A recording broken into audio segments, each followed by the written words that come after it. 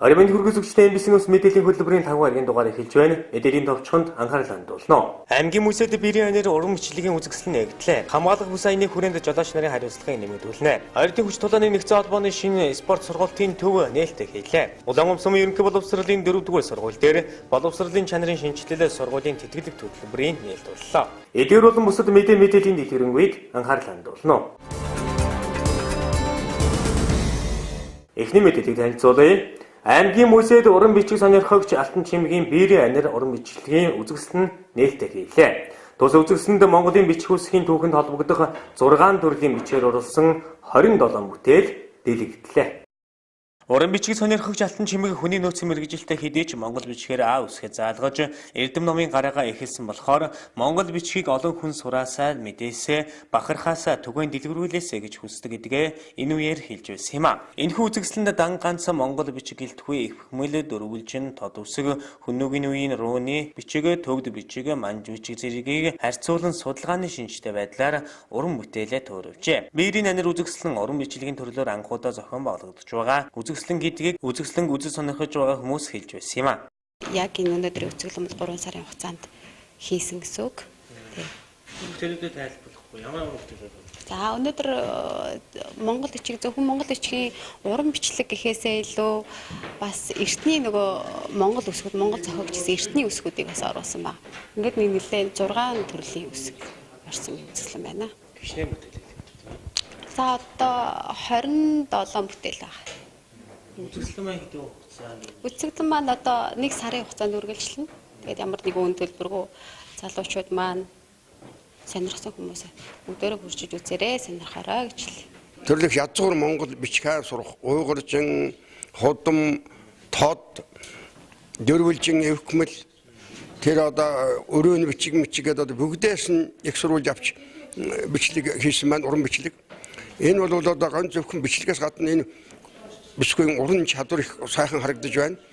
Энэ уран бичлэгт оруулсан сонгож авсан үг өсгүүд бол маш их сонин түүхийн их үн цэнтэй их сурвалжуудыг одоо оруулж бичсэн маань. Жишээлбэл тэнд ус өхөр хараацаа гэдэг нэр томьёо хүртэл байгаа байхгүй. Тэгэхээр бид нэр өхөр хараацаа гэж ямар нэрийг хэлдэг хараацаа байдаг байх гэдгийг өөрс нь ирж хайж олох хэрэгтэй болж байгаа шүү дээ. Эрдний сан Субаштаас авсан байна. Гихмэтийн олон сайхан юу байна. Энэ манай аймагт ийм бичгэн би гарч байгааг гэж ойлгож байна.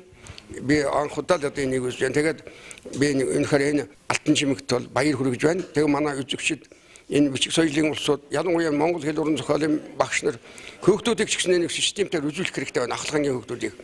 Тэгэх юм бол одоо энэ чинь энэ уран бичлэг суралцсан төрлөх энэ хэлийнхаа бичгийнхаа бичиг соёлынхаа энэ гайхамшиг мэдэрнэ. Энэний өнгө царай яаж одоо гоё эвхмэлээр татлагнаар янз бүрээр урнаар бичдэг болдгийг хараг үзэг мэдэг. Ингэж өсч өндөх ёстой. За энэ үзэсгэлэнгийн хүрээнд бол ард иргэдтэй үндэсний хэл бичих соёлоо сурталчлах, түгээн дэлгэрүүлэх үүднээс бол 1 сарын хугацаатай энэхүү үзэсгэлэн тэгэлж байна. Тэгээд цаашид манай байгууллагатай хамтарч ажиллах ард иргэд байгууллага хүмүүсээ аваад бидүүхэнтэй хамтарч ажиллахад манай үе таалга бол нээлттэй байна. Энэхүү үзэсгэлэн ялангуяа залуу үеийнхэнд хэл бичиг соёлоороо бахархах сэтгэлийг төрүүлээ зогсохгүй. Уран бичлэгийн гайхамшигыг аймаг орон нутагтаа үзэж харах боломжтой болж байгаа юм а. Цаашид аймгийн музей энэ төрлийн үзэсгэлэн зохион байгуулахад уран бүтээлчид болон ард иргэдтэй хамтарч ажиллана гэдгээ энэ үеэр хэлж байсан юм а. Дараагийн мэдээллийг танилцуулъя. 12 дугаар сарын 1-ээс эхлэн хамгаалах бүс аян улс орон даяар хэрэгжиж байгаа. Тус аяны хүрээнд аймгийн цагдаагийн газрын замын цагдаагийн тасгийн албах хаагчид суурин газраас гадагш чиглэсэн автозамууд дээр байнгын хяналт шалгалтыг хийж ажиллаж байна. Хөдөлгөөнд оролцогчдыг аюулгүй ая тухтай хөдөлгөөнд оролцох нөхцөлийг бүрдүүлэх, зам тээврийн осол хэрэг зөрчлөөс урьдчилан сэргийлэх, хамгаалах бүс хамгаалтын суудлыг хэрэгдэж хэвшүүлэх зорилгоор Монгол Улсын хэмжээнд хамгаалах бүс аяныг 2017 оны 12 дугаар сарын 1-ээс 2018 оны 1 дугаар сарын 1 хүртэл зохион байгуулж байна. 2017 оны эхний 11 сарын байдлаар улсын хэмжээнд зам тээврийн ослоор нийт 469 хүний амнаас хохирч, үүнээс 189 нь тээврийн хэрэгслээр зорчиж байхдаа эндчээ. Энэ төрлийн зөрчлийг бууруулах зорилгоор замын цагдаагийн албанаас гудамж замын хөдөлгөөнд оролцож буй тээврийн хэрэгслийн жолооч, зорчигчид түүнчлэн улсын болон орон нутгийн автозамд хөдөлгөөнд оролцогчдын хамгаалах бүсийн хэрэглээ хүүхдийг зориултын суудал тээвэрлэж байгаа хэсгэд хяналт тавьж зөрчлийг илрүүлэх, таслан зогсоох, бууруулах, иргэд хөдөлгөөнд оролцогчдыг аюулгүй ая тухтай хөдөлгөөнд оролцох нөхцөлийг бүрдүүлэх зорилгоор хамгаалах бус аяныг зохион байгуулж байгаа юм байна. Гадах чиглэс авцаамууд хяналт шалгалтыг хийхдээ одоо тусгай хамгаалах усаар тооцоологдсон автомашин зарчуу бүх иргэнд одоо хамгаалах бус хэрэглүүлж хөвшүүлэх.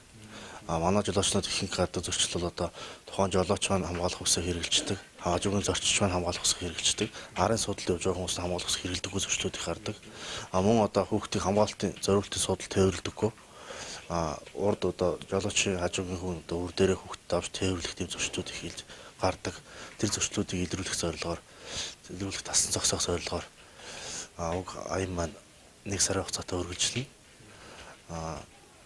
Аяны хугацаанд гэх юм бол улаан умсаас гадах чиглэсэн хатуучлалтай хар замуудад хяналт шалгалтыг одоо замын цэцлэгийн тасгаас тогтмол зохион явуулж ажиллаж байна. Тухайн аян маань 3 үе шаттай өгдөн. Эхний үе шат маань бол суурин газраас гаднах замууд хяналт шалгалтаа хийхин хажуугаар хамгаалах усны ач холбогдол одоо хэрэглээний талаар иргэд олон нийтээс судалгаа авах ажиллагаа маань явуулж байгаа. Энэ эхний үе 1-р үе шат маань 12 сарын 6-ны өдрийн хүртэл хугацаанд явагдана. 12 дугаар сарын 6-наас хойш бол дараагийн 2 үе шат нь өдөртөж төлөвлөгөөний дагуу цаашаа явагдах. Мөн замын цагдаагийн тасгаас цас их орж халтрхаагуулга ихсэн учраас ялангуяа үзүүрийн булаг хандгаж чиглэлийн автозамд 2 машин зөрүүлдэх боломжгүй нөхцөл байдал үүссэн байна. Иймээс жолооч нар нэгнийг хүлээж замынхаа нөхцөл байдал хүндрэл тохируулж хөдөлгөөнд оролцохыг анхааруулж байна.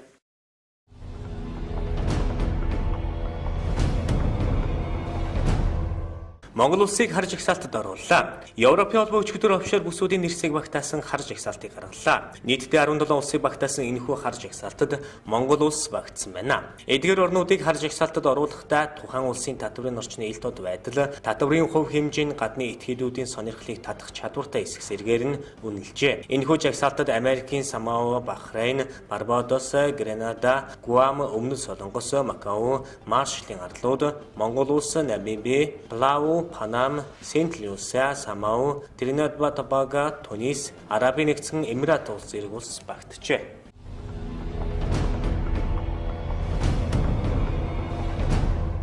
Тайм сэтгүүл угсаа залгамжлагч Мухаммед Аль Саудыг олонний хүнээр нэрлэлээ. Тайм сэтгүүлийн уншигчдын санал асуулгаар Сауди Арабын угсаа залгамжлагч ханхүү Мухаммед бин Салман Аль Сауд оны хүнээр нэрлэгдэжээ. Түүний төлөө санал асуулгад оролцогчдын 26% санал өгсөн бөгөөд ингэхдээ улс орондоо авилгал хэл ахуултай тэмцэх ажлыг эрчимтэй явуулж буйг нь дэмжиж байгаагаа илэрхийлжээ. Харин дарамт хүчирхийллийн золиосоо болгогчдыг оролцуулан бэлгийн хүчирхийллийн эсрэг дуу хоолойгоо нэгтгэдэг MeToo нийгмийн сүлжээний кэштэг нийтдээ 6% санал 2 дугаарт бичигдэжээ.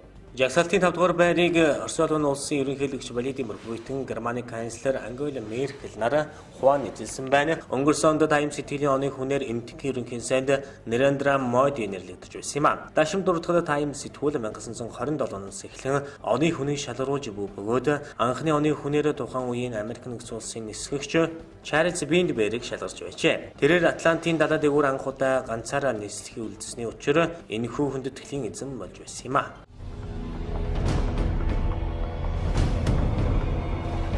Хинтээ аймгийн Цэнхэр мандас сумд шүлхээ өвч гарчээ. Тодорхойлбол тус сумын Хужхан багийн Бүдүүний ам гэдэг газарт Малчин Бэгийн 2 өхөртөө 11 сарын 29-ны өдөр мал амтны гоц халдварт шүлхээ өвчний шинж тэмдэг илэрч өвчлсөн малаас дээж авч улсын мал эмнэлэг ариун цэврийн төв лабораторид шинжилүүлэхэд 12 сарын 4-ны өдрийн хариугаар шүлхээ өвч болох нь тогтооджээ. Иймд тус сумын засаг даргын захирамжаар 12 сарын 1-ний өдрөөс эхлэн 20 цэрийн дэглэм тогтоосон байна. Мөн өвчлсөн 69 бод малыг устгаж 3900 бог малыг вакцин зөөлж 1200 м квадрат талбад ариутгал халдвар гүйтгэл хийжээ. Голомтын бүсэд 13 айл өрхийн 683 бод 9362 бог нийт 10045 мал байна гэж онцгой байдлын ерөнхий газраас мэдээллээ.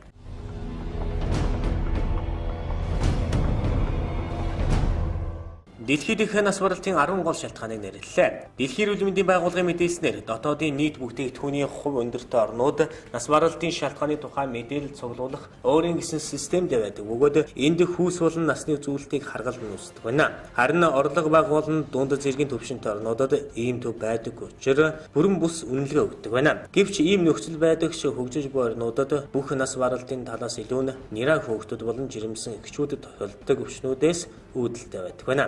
Халдвар төвчин болон хоол тэжээлийн дутагдал нь дээр өвчнөд тусах шалтгаан илүүтэй болдог байна. Хэрвээ эдийн засгийн хөгжлийн төвшинг харгалзахгүйгээр бүх орныг авч үзвэл амьсгалын доод замын халдвар төвчнүүд зүрхний шигдээс цус харвалт нь үндсэндээ нас баралтын гол шалтгаан болдог ажээ. Дэлхийн эрүүл мэндийн байгууллагын онцлосноор эдгээр өвчин нь дэлхийд хамгийн томоохон айдас болж байна. 2015 онд дэлхийн нас баралтын 56.4 сая тохиолдлоос 54% дараах 10 шалтгаанаас үүдэлтэй байжээ. Үүнд нэгдүгээрт зүрхний ишемийн өвчин 8.7 сая хүн нас барсан байна. Хоёрдугаарт харвалт 6.3 сая, гуравдугаарт амьсгалын доод замын халдвар төвчин, уушиг нөрөвсөл, хурц бронхит, капиллярын бронхит, ханиад, томоо, коклюш зэргээр 3.2 сая, дөрөвдүгээрт уушигны хурц обструктив өвчин 3.2 сая, тавдугаарт мөгөөрсөн хоолой бронх уушигны хорд авдар 1.7 сая, зургдугаарт чихрийн шиж 1.6 сая, 7-дугаарт Альцгеймерийн өвчин болон бусад зөнөөрөл 1.5 сая, 8-дугаар суулгалтын өвчин хурц болон архаг суулгалт 1.4 сая, 9-дугаарт сүрье 1.4 сая, 10-дугаарт зам тэмрээ осол 1.3 сая, нас баралтын бусад шалтгаан хүүхдийн өвчин, хүчтэй ханиалга, дифтери, кор, татран, доох зэрэг өвчнүүд багтаж байгаа юм а. Дараагийн мэдээллийг танилцуулъя. 2016 оны 10 дугаар сарын 3-ны өдөр байгуулагдаж байсан ойрдын хүч тулааны нэгдсэн холбооны баг тамирчид нэг жил гаруй хугацаанд улс бүс олон улсын тэмцээнээс нийтдээ 170 гаруй медалийг хүртээд байгаа юм а. Тэгвэл амар санаа компанийн захирал ойрдын хүч тулааны нэгдсэн холбооны ерөнхийлөгч бар сүрэн болон спортод ээлтэй хүмүүсийн дэмжлэгтэйгээр стандарт шаардлага хангасан шинэ спорт клубтай болсон байна. 2016 оны 10 дугаар сарын 3-нд цөөн хідэн тулааны спортын тамирчин залуус болон спортод ээлтэй спортын зөвтгөлнүүд хамтран байгуулж байсан ойрдын хүч тулааны нэгдсэн холбоо жил гаруй хугацаанд олимпийн тахвандо болон боксийн сургалтанд нийт 1500 гаруй хүүхдийг хамруулан дасгалжуулснаас үүнээс боксийн 30 тамирчин, тахвандогийн 50 тамирчин улс бүс олон улсын тэмцээнд тогтмол амжилт оруулж 170 гаруй медаль, 3 томоохон тэмцээнээс багийн дүнгээр эхний 3 байрыг эзлээд байгаа юм а. Тэгвэл мэдээж тамирчид амжилт гаргахад олон хүчин зүйлс нөлөөлдөг. Үүний нэг томоохон хүчин зүйл бол бэлтгэлийн заал танхим байдаг. Энэ асуудлыг холбооны гишүүд, эцэг эхчүүд, спортын зөвтгөлтнүүдийн сэтгэлийн хүчээр шинэ спорт сургалтын төвийг ашиглалтанд орууллаа. Тус спорт сургалтын төвийн заалыг амар санаа компани шийдэж өгсөн бол заалыг тогтчуулахад 60 гаруй сая төгрөгийг олонний дэмээр цуглуулжээ. Тэгээ бидний холбооны залуус бид нар ярилцаад энэ спортыг улс аймагт олон хөгжүүлээд хөгж залуусыг өргөн дэлгэрээр хамруулъя гэх клуб байгуулах санаачл гаргаад тэгээд энэ өдөр энэ иж бүрэн дотроо ноолтой дууштай энэ боксын рингтэй самбо бүх Монголын үндэсний бүхний дэвжээтэй ийм иж бүрэн сайхан клубыг одоо байгуулаад энэ өдөр нээлттэй хийж байна. Олимпийн тахвандо, чөлөөт бүх, бокс. Тэгээд энэ олимпийн төрөл болох тулааны төрлүүд энэ клуб дээр хичээлэн. Тэгээд энэ клубыг тогтчуулах үйлсэд одоо тусалсан, дэмжсэн бүх найз нөхөд, холбооны гишүүд тэгээд тэднэрт маш их баярлалаа гэдгийг хэлмээр байна. Тэгээд одоо ийм нөхцөл бололцоогоор хангаж өгсөн амар санаа компанийн захирал Барсрын ахтай маш их баярлалаа. Бид нэр хамтарч цаашдаа маш их зүйлийн төлөө хамтарч ажиллана гэдэгт баяртай байна. Тус спорт клубт олимпийн тахвандо, кикбокс, бокс, мутай бокс, чөлөөт бүх, жудо бүх үндэсний бүхний спортын бэлтгэл хичээл сургалт явагдана. Олимпийн тахвандогийн тамирчдын амжилтад цаг ирэх тус мөсөж байгаа. Энэхүү дэвжинээс олимпийн төв дэлхийн аваргууд төрөн гэдэгт дасгалжуулагч багш нар итгэлтэй байгаа юм а. Манай өргөдөө ойрдын хүч тулааны нэгдсэн холбоо 10 сарын 3-нд байгуулагдсанаас хойш өргөдөө улс улсын тэмцээнд 12 тэмцээнд оролцож өргөдөө 12 цомын эзэн болсон. Тэгээ хамгийн сүүлд бол бид нар тахвандогийн төрлөөр улс улсын тэмцээнд оролцож багийн дүнгээр 3 дугаар гаранд орж мөн энд бол бас боксын баг тамирчид маань Баян Улгийн аймагт болсон бармсын аврах шалгаруулах тэмцээндээс амжилт оролцох багийн дүнгээрээс 4-4 байранд тус нэм амжилттай өгдөг шээ. Тэгээ бас бид нэрийг илүүхээр цаашаа олон энэ бид нар бол яг энэ тулааны спортыг Улс аймагт хөгжүүлж байгаа гол зорилго маань бол Улс аймагаас ерөөхдөө олимпийн дэлхийн аврах төрүүлэх ийм зорилготойгоор бид нар ажиллаж байгаа. Эндээс болоод бас бид нар ихтгэл найдварыг төрүүлсэн төв дэлхийн олимпийн аврах тамирчид бол олноор төрөн гарна гэх итгэлтэй байна. Амар санаа компани хамт олонд бас баярснаа илэрхийлье. За ингээд ойрдын нэгдсэн тулааны холбоо гэж 2016 онд байгуулагдж байсан. За чөлөө төв жугта үндэсний өөх бол бас тийм халд тулааны урлагт ордгоороо бас онцлогтой байгаамаа. Тэгээ одоо энэ сайхан тэмцээн байгуулагдаад бид энэ гүг залуучуудыг бас хөгжүүлэх халд тулааны урлаг гэж юу юм бэ? Одоо гөхч одоо ямар спортын төрөл байсан бэ гэдгийг бас мэдрүүлж өгч байгаараас ач холбогдолтой байна. Нийтдээ спортын аль ч төрөл жигд хөгжиж байна. MS шилдэг тамирчныг багаасан бэлтгэх шаардлага тулгарч байгаа юм а. Энэ ч утгаараа Ордын хүч тулааны нэгдсэн холбоо тэр дундаа амар санаа компанийн захирал бар сүрэн бусад спортод илэгтэй хүмүүс дараагийн олимпийн аврагыг төрүүлэх их үйлсэд сэтгэл зүрэхээ зориулж байгааг тамирчид хэлж байсан юм а. Энэний нэг тод жишээ бол энэхүү спорт сургалтын төв байсан юм а.